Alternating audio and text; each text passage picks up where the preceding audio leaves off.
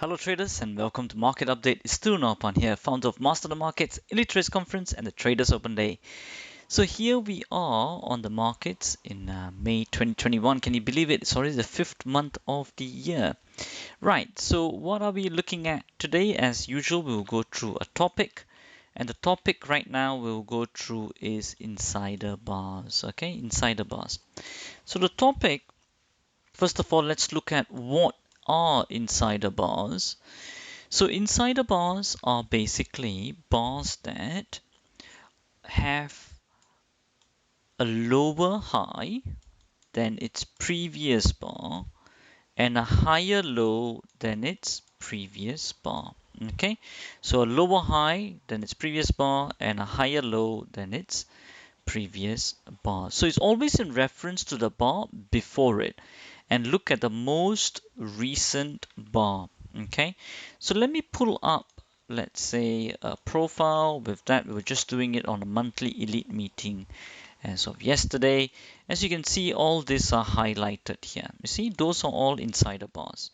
It doesn't matter whether it's green or red.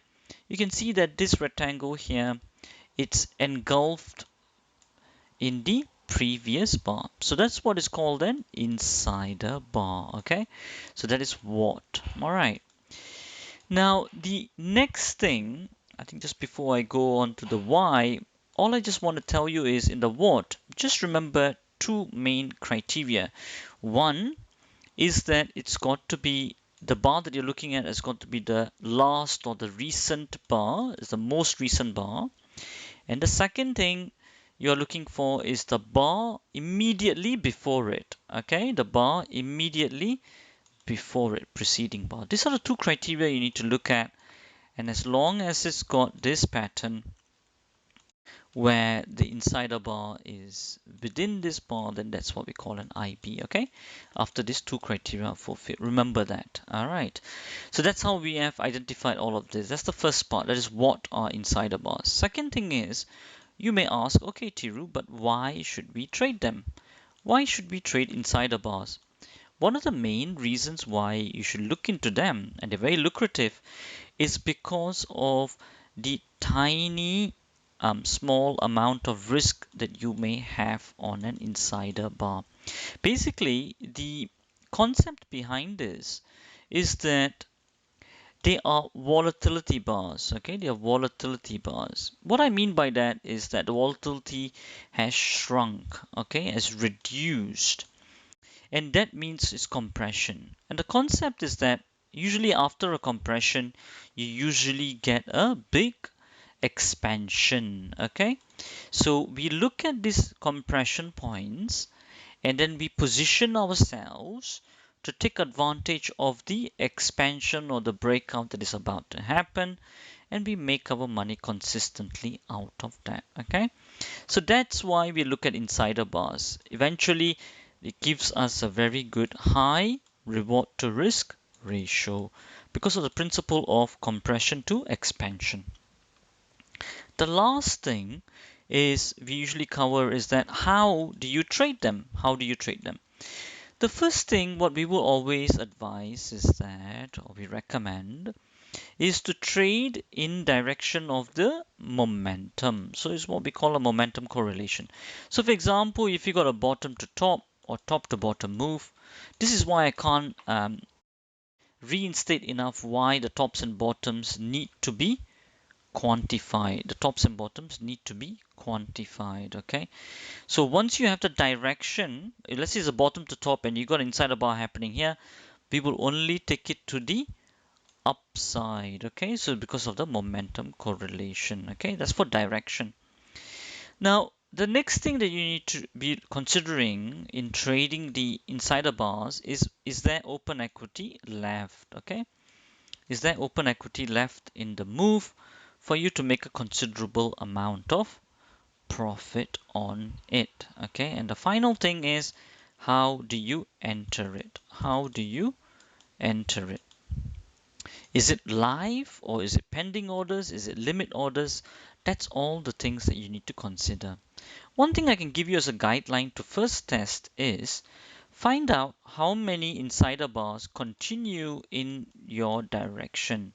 how many insider bars continue in your direction. For that, what you need to do is find out the total sample of insider bars, and then the next thing is you need to find the winning trades or the eligible trades for how many of them continue, and then you need to define what is continue.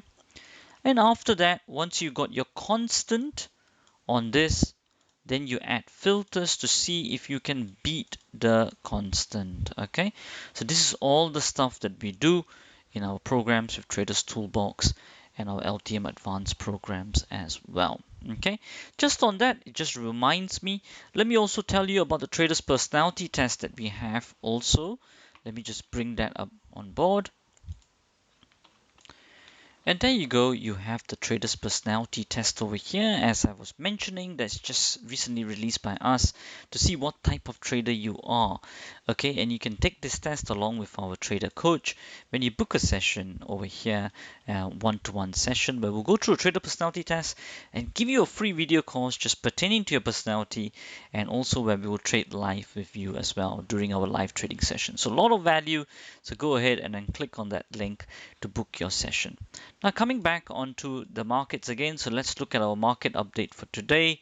So let me just pull up the market update profile and we can take a look. So far we've covered insider bars for today, and insider bars we looked at what they are, why they are good to trade because of the compression to expansion, because of the high reward to risk they give you, and also then finally is how to trade them, okay, in terms of momentum correlation, open equity, and your orders, and how you should get your constant data and then look to put filters in to beat that constant data. Okay, if you got any questions on that, you can always ask us during our session together on the one-to-one sessions. Okay, good traders. So now let's take a look at the markets for now. So you can see over here, this is a downtrend. Open equity is diminishing to the downside. We would be looking at it and reverting to the upside very soon. You can see it's quite strong, top to bottom. Even here where I attempted, it's still going further down. Okay. In dollar yen, on the other hand, you can see over here, open equity. You can see it's more to the upside, but today if it does confirm, then we are looking at it more to the downside over here. Okay, GBP USD on the other hand is more open equity to the downside, but if it does confirm, then it will be more to the upside. Okay, Euro dollar on the other hand, if it does confirm today, then more open equity to the upside. In terms of Aussie dollar, it's still top to bottom, bottom to top move over here. Confirmation came over here. I would still say more open equity to the downside. But if this just hold true, then you can trail it tight if you do want to carry on with the upward move. GBP yen on the other hand, you can see bottom to top move over here. However, more open equity, I would still say to the upside. But if it does take out this low, consider to cover your long positions. Bitcoin, on the other hand, downtrend at the moment. More open equity, I would say, to the upside. Main parts to look at, if it does revert back, then I would say more open equity to the downside if it does take out this level. Other than that, if it does take out this, I would say more stronger pressure, but more tighter covering over there on your longs. Brent oil, definitely more open equity to the downside. If it does confirm, I would say more open equity to the downside. Gold, on the other hand, still rising strong at 1839. A strong uptrend at the moment, continuing on with its uptrend. And over here, more open equity still to the upside, but it's a bit diminishing, so be careful on your trailings and your trade management.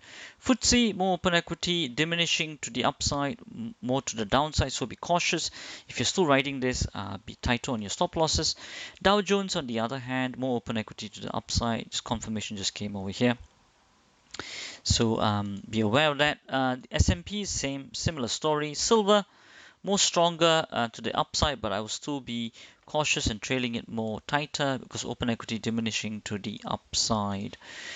Finally, but not least, wheat, on the other hand, as you can see, open equity definitely diminishing to the upside, more tighter stop losses.